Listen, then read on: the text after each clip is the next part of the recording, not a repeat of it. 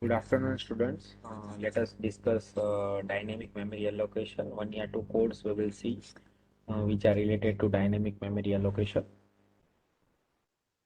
So basically, the memory which is allocated at a runtime, you can say that whenever we are allocating a memory at a runtime, then we can say it is called dynamic memory allocation. Means during the execution of a program, whenever we allocate a memory to our variables, okay, then suppose I'm having integer a, and generally I'm allocating a memory that is integer a equals to 10 if I'm defining it, and if this basically gives, yeah, assigns a memory at a compile time.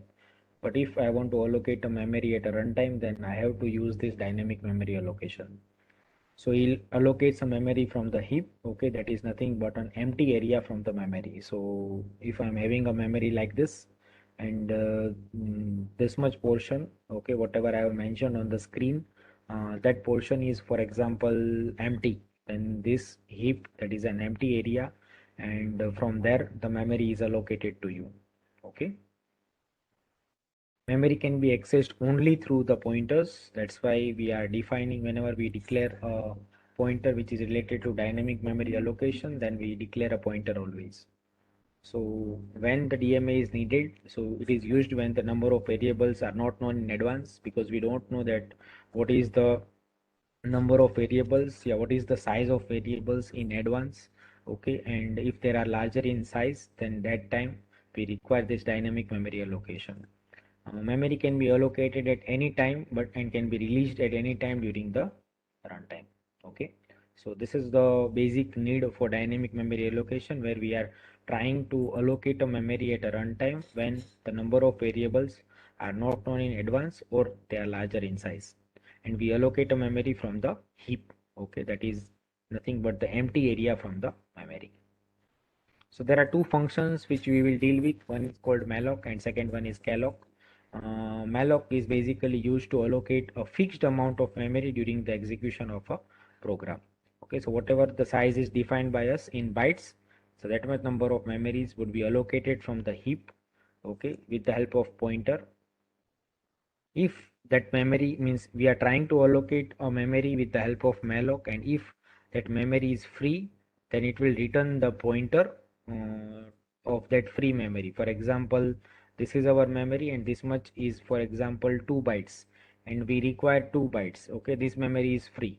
Then whenever I'm running this code for malloc, the pointer of this, for example, the pointer's name is fp, then this pointer will be returned whenever I'm executing malloc, and if this memory is not available, then it will return null.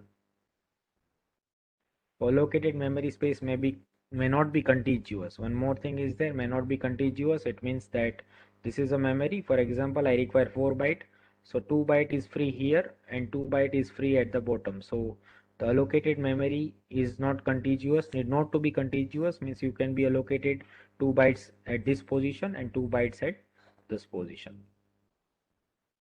So each block contains a size and pointer to the next block and the space itself. The blocks are kept in the ascending order of storage address, and the last block points to the first. So this is how you can declare a malloc function. So that is a pointer variable, then typecasting, so the data type with which you want, then the name of the function, that is malloc, and then size of your integer. Okay, if you want an integer type, then the size of that int. So this is how you can declare a malloc function. Let us see the code which is related to malloc function. So first of all, we will declare a pointer variable. So fp is your pointer variable which you are seeing here. Then how we have seen the syntax. So in syntax, this is your pointer variable. This is a typecast, that is an integer star. Then malloc is the function's name with the help of which we will be able to assign the memory dynamically. Okay, and then this is the size of integer. It means that this much size of memory will be assigned with the help of malloc function, and it would be of type integer. It means that 2 bytes will be assigned. So star fp, now once the size memory has been assigned to us, if it is available, then it will be assigned to us. Then your pointer will point to that memory location. Now you can assign a value at this location. So star fp, that is value at this particular location, I am assigning this value to 25. And if the memory is not available, then null will be assigned to us. And if I'm printing fp and if the value is printed, it means that the memory is assigned and I'm printing the value at this particular location. And free fp will free the memory. Free fp will free the memory of whatever that is been assigned from the heap. Okay, so this is how you can execute a malloc function. Similarly, calloc. So calloc is used to allocate a block of memory during the execution of a program. Okay, so there we were assigning, assigned, for example, 4 bytes are away, 4 bytes we want, then 2 bytes are assigned from this place, 2 bytes are assigned from this place. Okay, but if you want a blocks of memory, then how we can assign? We can do it with the help of calloc.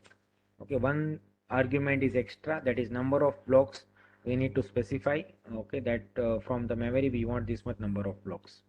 And one more thing is extra for calloc is that memory is initialized to 0. So this is how the syntax goes. That is, for example, integer n equals to 20, and if you want to assign this, then you can assign like this. Only one change is there, that is number of blocks. Here you are having typecasting, then you have a calloc, then number of blocks, okay, and then a size of block. So integer, this is the same as malloc. Here we are using calloc. N is number of blocks, how many number of blocks you want of this particular size. Okay, if I want 3 blocks, then I can assign 3, and the size of integer, that is nothing but 2 bytes. Means for example, अगर आपको 3 integer values, if you want 3 integer blocks, okay, then something like this. Suppose you want 3 blocks and each of size 2 bytes, then you can assign 3 comma size of int. So these 3 blocks will be assigned to you based on the size of your integer flag. So first value के अंदर I can add 10, second के अंदर I can add 2, third के अंदर I can add 15. So this much blocks of memory can be assigned like this. So the syntax and this will be same, only one thing will be extra, that how many number of blocks you want. Star fp, how many numbers. So if we are here, we are scanning the value of that calloc function, that is number of blocks. Then this is calloc, so this will have only one variable extra, which is n, where n will specify the number of blocks of size int. Okay, so as I said, if you have assigned 3, then 3 blocks will be assigned. If you assign 4, then 4 blocks will be assigned. So if here whatever based on the size of n, this for loop will run. Okay, if I am assigning 3 blocks, then this for loop will run from 0 to 3. So scanf %d and fp, so this will scan the value of that variable, and that pointer will be made plus plus. So first of all, I am assigning, suppose for example, I have been assigned this 3 block, then your fp will point to this first block. If you are assigning first value, then fp will be incremented to second block and then to third block, and all the variables where you can print like this. And then we are freeing up the memory. So if you want to print, we are just scanning the value.